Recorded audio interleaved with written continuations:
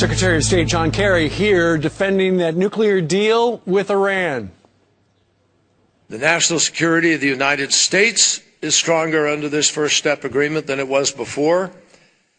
Israel's national security is stronger than it was the day before we entered into this agreement. And the Gulf and Middle East interests are more secure than they were the day before we entered this agreement. Really?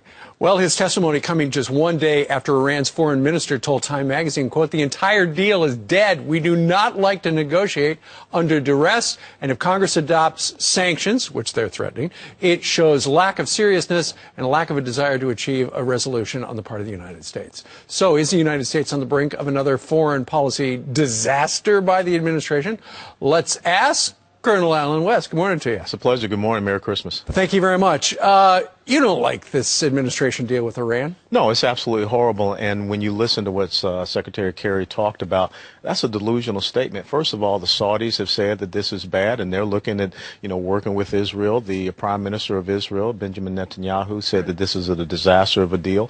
So I don't understand how he could say it improves the national security of the Gulf states of Israel, and definitely not ours. Yeah. You think about this. In October of this year, we remember the 30th anniversary of the Beirut bombing attack. And we know who was behind that Beirut bombing attack. It was the Iranians. And as a matter of fact, President Rouhani of Iran just put in place as the defense minister the person who planned and oversaw the execution of that attack. That's a General Degani. Sure. So why would you be talking to people that, are the person that was responsible for the death of 250 Marines to, talking about, and they have 3 Americans still. Absolutely. And, with the pastor, that never even came up the table extraordinarily. Absolutely. But how many UN resolutions are there already out there where Iran's got to stop enriching completely, and yet part of the deal we're doing with the Iranians is go ahead and enrich, just don't have it cranked up to high. Yes, we're saying, keep it to the low to moderate level.